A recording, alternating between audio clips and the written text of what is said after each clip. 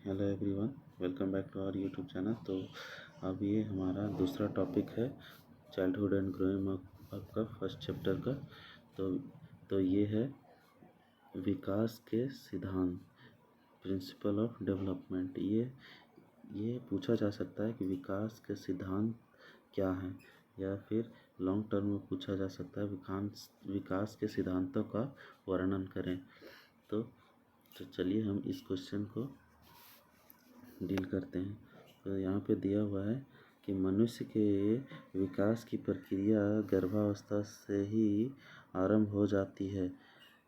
मनुष्य के विकास की प्रक्रिया जो है माँ के पेट से, गर्भ से ही आरंभ हो जाती है। गर्भावस्था से प्रारंभ हुआ विकास जीवन पर्यंत निरंतर चलता रहता है और वह जीवन भर चलता रहता है।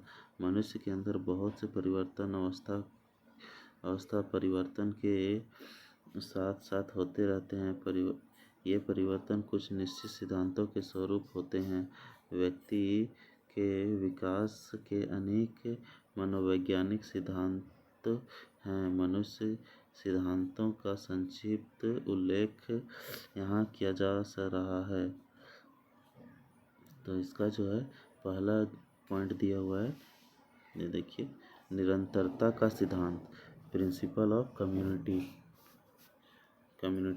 तो यहाँ बोल रहा है कि मानव विकास एक सतत प्रक्रिया है जो जन्म से मृत्यु तक निरंतर चलती रहती है तथा इसमें कोई भी विकास आकस्मिक ढंग से नहीं होता है, धीरे धीरे होता है। स्क्रीनर के अनुसार विकास प्रक्रियाओं की निरंतरता का सिद्धांत केवल इस तथ्य पर बल देता है कि व्यक्ति में कोई आकस्मिक परिवर्तन नहीं होता। उदाहरण, मनुष्य की शारीरिक अभिवृद्धि आयु बढ़ने के साथ साथ धीरे धीरे बढ़ती है, एकदम बढ़ती है। रुचि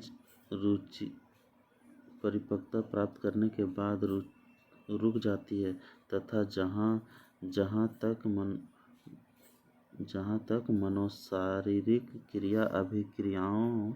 क्रियाओं की बात है, उनमें निरंतर परिवर्तन होता रहता है। इन परिवर्तनों में प्रगतिशील ऊर्ध्वगामी परिवर्तनों को विकास कहा जाता है। यह भी एकदम नहीं होता।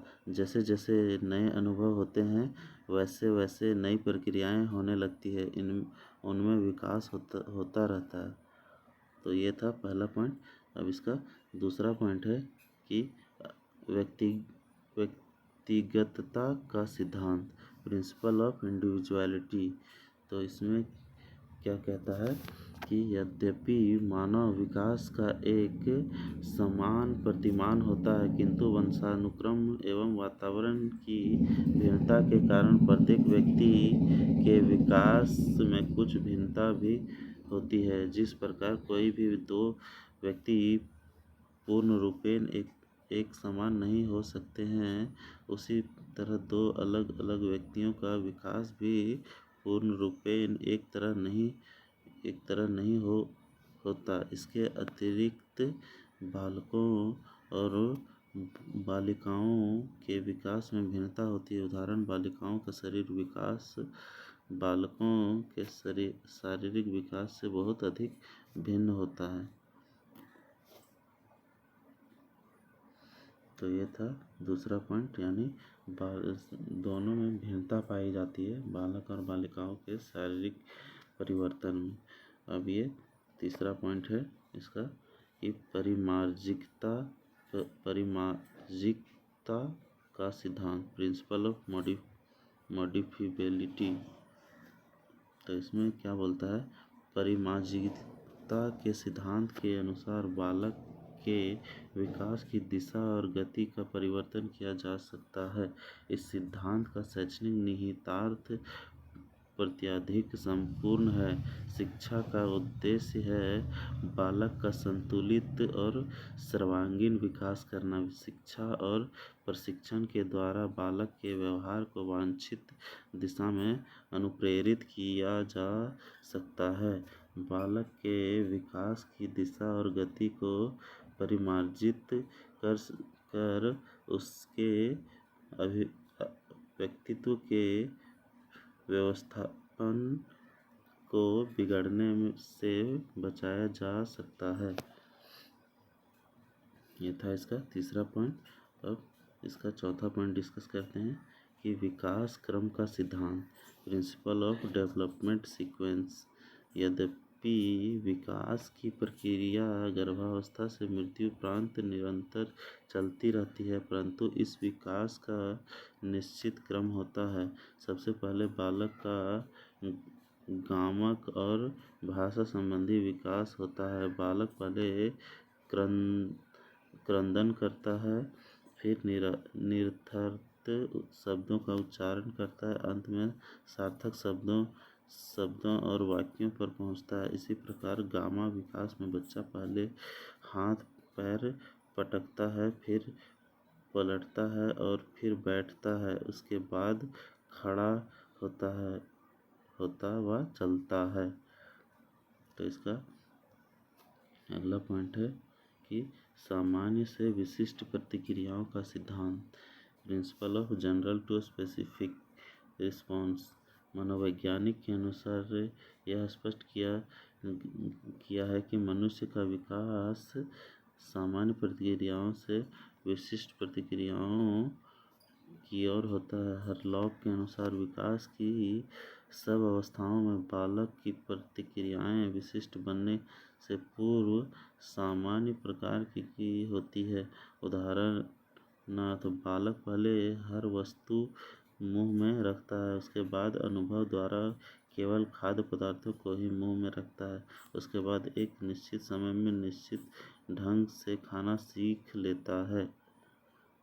तो ये सब तो हम अपने बाल्यावस्था में भी, हम अपने जीवन में भी अनुभव किए हुए हैं इन सारी चीज़ों को, कि हम पहले हाथ पैर पटकते हैं, फिर उठना बैठना सीखते हैं, फिर सारी चीज़ों को मुंह में लेते हैं, उसके बाद फिर जो हमें यह ज्ञात होता है कि कौन सी खाने की चीज़ें हैं, तो उसको फिर हम लेने लगते हैं। तो ये था पांचवा पॉइंट। अब नेक्स्ट पॉइंट है कि केंद्र से निकट दूर का सिद्धांत, प्रॉक्सिमो डिस्टल प्रिंसिपल। इस सिद्धांत के अनुसार विकास का केंद्र बिंदु स्नायुमंडल होता है। विकास की गति केंद्र से दूरवर्ती भागों की ओर चलती है। पहले स्नायुमंडल का विकास होता है, फिर स्नायुमंडल के निकटवर्ती भाग हृदय, छाती आदि का विकास होता है। अंत में दूरवर्ती भाग पर एवं उनकी उंगलियों पर नियंत्रण होता है। ये था। अब नेक्स्ट पॉइंट है कि मस्तकाधोमुखी का सिद्धांत। तो इस सिद्धांत के अनुसार विकास की प्रक्रिया सिर से आरंभ होकर पैरों की ओर जाती है, अर्थात विकास ऊपर से नीचे की ओर चलता है। गर्भ में पहले सिर विकसित होता है, गर्भ के बाद बालक सर्वप्रथम सिर से उठाता है, फिर धड़ और बाद में दूसरे अंगों जैसे पैरों का हिलाना डुलाना सीखता है और बैठने के पश्चात चलना दौड़ना इत्यादि सीखता है।